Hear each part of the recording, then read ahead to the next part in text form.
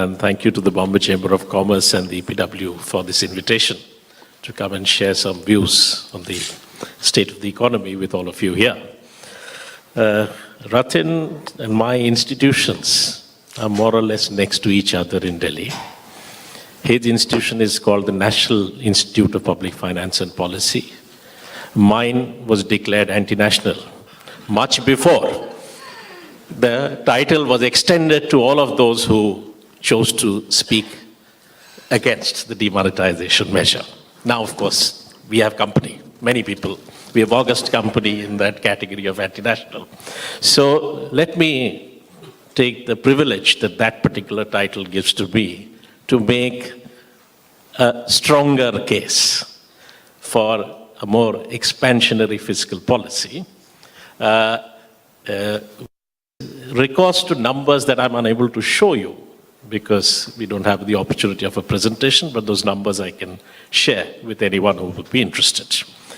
Let me begin with one number which came only last evening, which was the declaration by the Reserve Bank of the currency in circulation.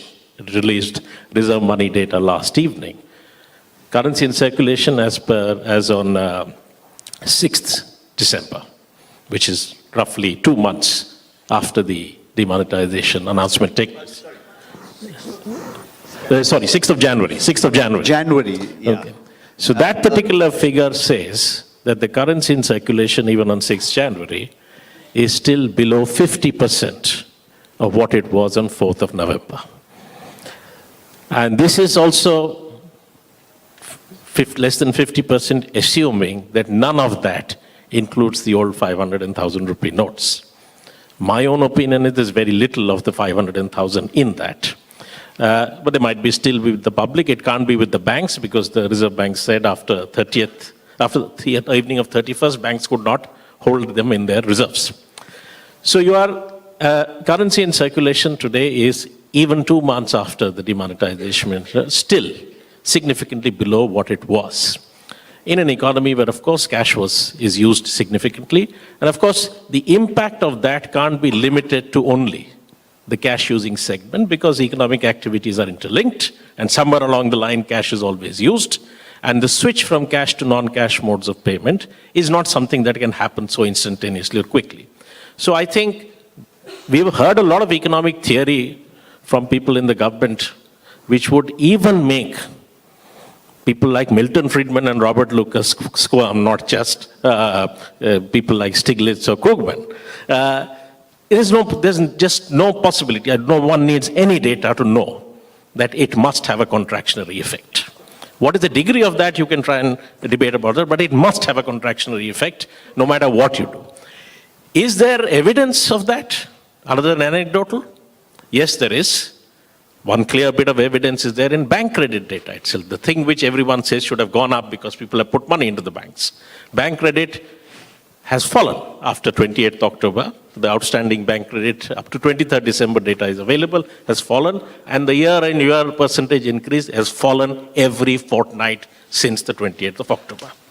Every fortnight the percentage has fallen. So there is evidence. I think there is evidence even in the tax data. Because if you look at what has been indicated, April to December figures are given, but before that April to November figures are also given. If you look at what's happened in the month of December, you do find that the rate of growth of taxes has fallen drastically. And interestingly, the last press release of the Finance Ministry does not tell us what is the rate of growth of excise duties, revenues without additional revenue measures. It was there in the November press release, but it doesn't say anything as far as the December. So I suspect that the reason why it's not being said is not very different from the reason why the RBI has still not given us data about how much money was deposited, which is that it's not a very nice figure. So there is clear evidence of this. There is evidence, and there's no question of it, that there has to be a contractionary effect. The degree we may not ever know, because significant part of the impact will be on those segments of the economy which are not very well accounted for in our statistical systems and which we normally gauge by proxy variables, which may not be very valid for this particular period. So short term, that is definitely, and this short term is going to be a little longer than we may have initially thought. The second thing I want to say is that the long term, often we are discussing the long-term effects as if the long term began on the 8th of November.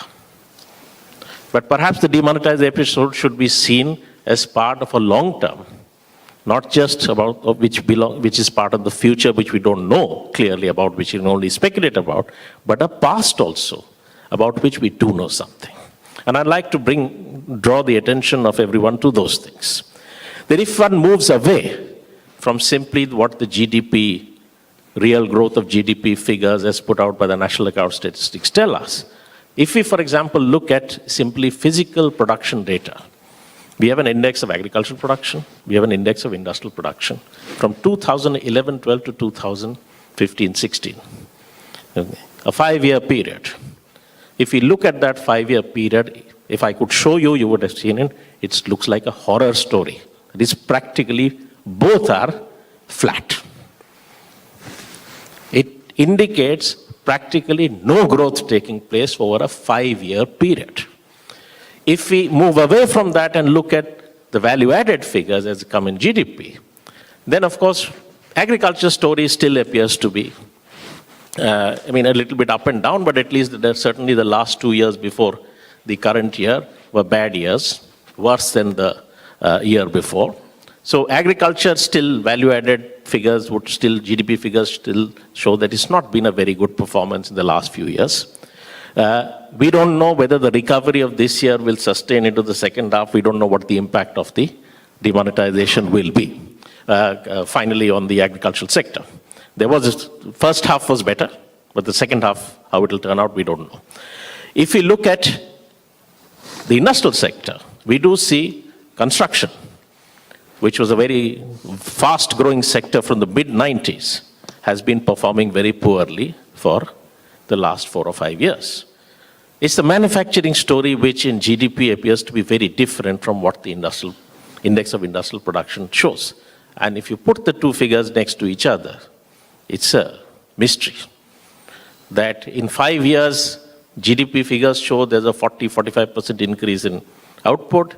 Index of industrial production in 6 years shows you an 8 or 9% increase. What is this mystery between these two figures? Now, I would argue that there are other indicators, even coming from the National Account Statistics, which tend to point towards the industrial sector actually doing very poorly in the last few years. If one looks at manufacturing investment, what is the investment in the manufacturing sector? What has been the trend in manufacturing investment?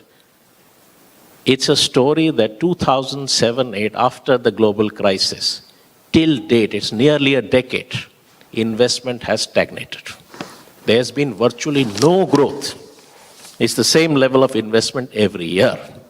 This is, of course, one of the major reasons why overall investment growth has been very poor. And the investment ratio has been continuously falling. So if one looks at what was happening in just the 5-year period up to 2007-8, we had this very dramatic rise in India's investment ratio. Since then, it's been going the other way, and it's continuously going the other way, including in the first half of this year. So there's a consistent trend, whether you look at constant or current prices, that the investment ratio has been falling. So clearly we are in a different world than what we were in before 2008. So you see this, manufacturing investment has been stagnating for more than a decade.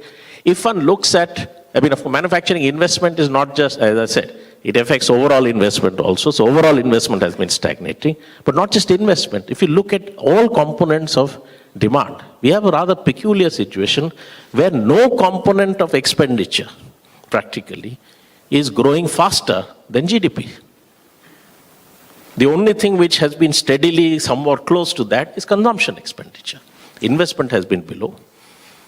Trade has been, both exports and imports of goods and services have been very poor in the last few years. Of course, trade has the net effect can still be positive even if both are in negative territory. But it's a rather strange situation that you would have a growing economy in which, growing open economy in which both exports and imports are actually falling.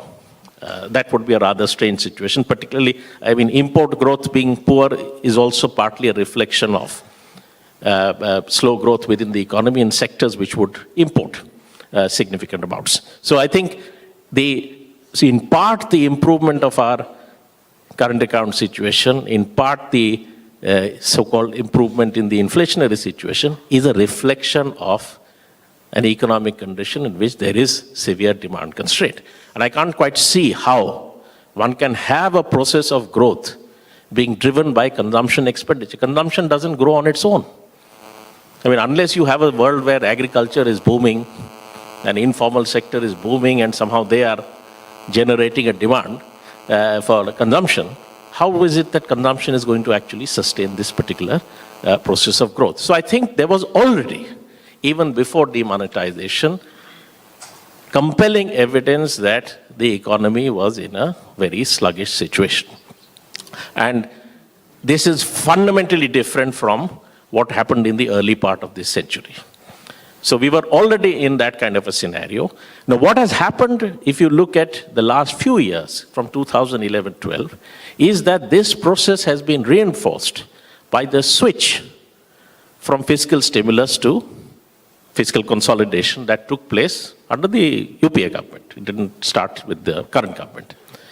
If you look at public expenditure growth, you find that up till 2009-10, there's a 5-6 year period. First, because of high growth's impact on revenues, and then because of the fiscal stimulus, you have fairly of growth in real terms of public expenditure up to 2009-10. From 2011-12, the trend reverses. So something that reinforces Ratin's point that the 3 years preceding the 2014 election, the rate of growth was actually low. Maybe that explains why they lost that particular, the UPA lost that particular election. It didn't spend in the run-up to the election. So you actually didn't get any significant growth of public expenditure. Now what you've had is, however, after 2008, a process where revenues, tax revenues have come down as proportion of GDP compared to the levels that had been attained by 2007-8. And they've even after reversal of some of the concessions, they have tended to remain low. In the last few years, we've had repeatedly a situation where budget estimates about revenues have fallen short.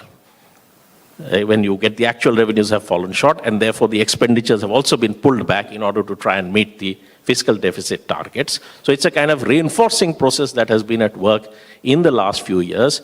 Your tax structure has been also moving in the wrong direction, where much of the additional revenues are coming from indirect taxes. In the last couple of, actually, the improvement of last year was only because of this not passing on the benefit of the oil price decline. So it's only really excise duty which kept up the revenue. The rest was moving poorly. If you look at corporate taxes as a proportion of GDP, they've been falling year after year after year. As a proportion of GDP, they've been falling. Personal income taxes are relatively stable, but corporate taxes have been falling. And if you look at the period up to 2007-8, much of the increase in tax to GDP ratio was on account of corporate taxes.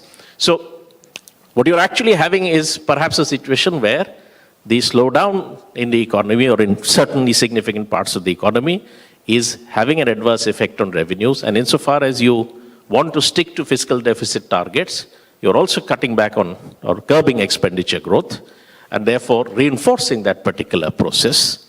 And that's the post-2007-8 world in which you don't have either from external or from internal sources sufficient stimulus to keep the economy going, is also what, in my view, explains the stagnation in investment. And therefore, if that problem has to be addressed, because the roots of these are structural, there are several imbalances within the Indian economy, including the imbalance between the extent of public expenditure versus private expenditure. And if all these imbalances have to be addressed, fiscal policy is a key instrument.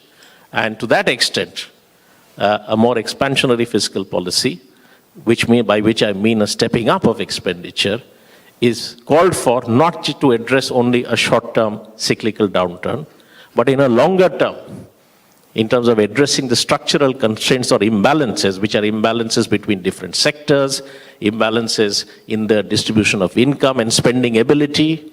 All of these are constraining this particular growth process. And if those structural imbalances have to be addressed, then one has to think in terms of using public expenditure as an instrument of addressing those structural constraints. And if there are problems about the efficiency of the system, then I think those problems of the efficiency of the system can't be addressed except in the process of actually trying to do something. So I would say that therefore, the stepping up of expenditure, of course, where it should go, there can be discussed, is important if this sluggish tendency in the Indian economy is to be addressed.